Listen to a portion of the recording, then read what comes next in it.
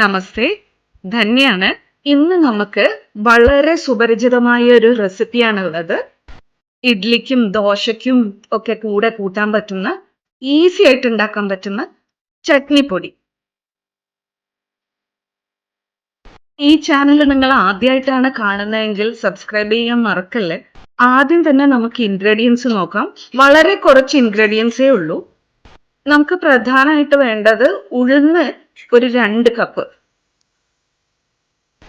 കടലപ്പരിപ്പ് 1 കപ്പ്. ഇനി നമുക്ക് വേണ്ടത് വറ്റൽമുളകാണ്. എൻ്റെ കയ്യിലുള്ളത് നല്ല എരിവുള്ള വറ്റൽമുളകാണ്. അതുകൊണ്ട് ഞാൻ ഒരു 20 എണ്ണേ എടുത്തിട്ടുള്ളൂ. ഇത് തന്നെ നല്ല എരിവായിരിക്കും.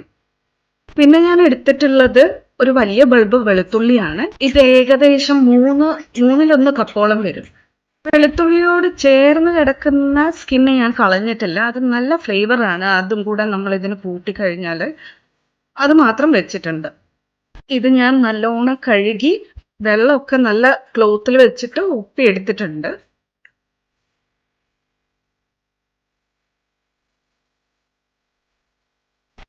പിന്നെ വേണ്ടത് ഉപ്പാണ്. അത് നിങ്ങളുടെ ടേസ്റ്റിനനുസരിച്ച് എടുക്കുക.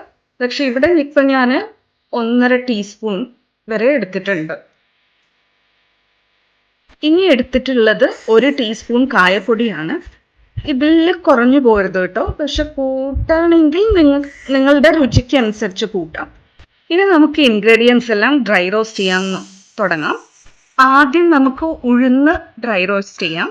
ഉഴുന്ന് മീഡിയം തീയിലിട്ടിട്ട് ഡ്രൈ റോസ്റ്റ് ചെയ്ത് ഒരു ലൈറ്റ് ബ്രൗൺ കളറായി വരുമ്പോൾ നമുക്ക് പാനിന് മാറ്റാം.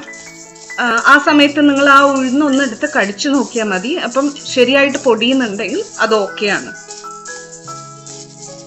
ഇപ്പൊ ഇത് കണ്ടോ, ലൈറ്റ് ബ്രൗൺ കളർ ആയിട്ടുണ്ട്. നമുക്ക് പാനിന്ന് മാറ്റാം. ഇനി നമുക്ക് കടലപ്പരിപ്പ് ഡ്രൈ റോസ്റ്റ് ചെയ്യാം. കടലപ്പരിപ്പ് ഒന്ന് ചൂടായി വരുമ്പോൾ, അതായത് ഏകദേശം ഒരു 20 സെക്കൻഡ് കഴിയുമ്പോഴേക്കും നമുക്ക് അടുത്ത 2 ഇൻഗ്രീഡിയൻസും കൂടെ ഇതിൻ്റെ കൂടെ തന്നെ ചേർത്ത് റോസ്റ്റ് ചെയ്യാം. ഇപ്പൊ ഇത് കടലപ്പരിപ്പ് ചൂടായിട്ടുണ്ട്. നമുക്ക് ഇതിൻ്റെ കൂടെ വെളുത്തുള്ളി ചേർക്കാം. ആദ്യം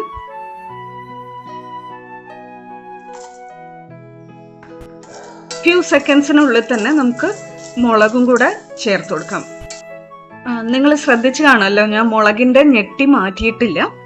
അത് എന്തുകൊണ്ടാന്ന് വെച്ചാൽ മാറ്റിയിട്ടാണ് നമ്മൾ വറക്കാനിടുന്നതെന്ന് വെച്ചാൽ അതിൻ്റെ ഉള്ളിലുള്ള സീഡ്സ് അരിയെല്ലാം പുറത്തേക്ക് വരും. പിന്നെ അത് പെട്ടെന്ന് പുകയാൻ തുടങ്ങും. പിന്നെ നമുക്ക് അവിടെ നിന്ന് വറക്കാൻ ബുദ്ധിമുട്ടാവും. ഭയങ്കര കുത്തുന്ന സ്മെല്ല് വരും. അതുകൊണ്ട് ഞെട്ടി മാറ്റാതെ വറക്കുക. എന്നിട്ട് പിന്നെ നിങ്ങൾ പൊടിക്കുന്നതിന് തൊട്ട് മുന്നേ അതിൻ്റെ ഞെട്ടി മാറ്റി കൊടുക്കുക. ഇപ്പൊ കണ്ടോ, കടലപ്പരിപ്പ് ഏകദേശം ബ്രൗൺ ആയിട്ടുണ്ട്. മുളകും ഒന്ന് പഫപ്പ് ആയിട്ടുണ്ട്. ഈ വെളുത്തുള്ളിയും മുളകും ഒക്കെ ഒന്ന് തൊടാൻ പറ്റാത്ത വിധം ചൂടായിട്ടുണ്ട്. ഇപ്പൊ നമുക്ക് നിർത്താം. ഇത് വേറെ പ്ലേറ്റിലേക്ക് മാറ്റാം.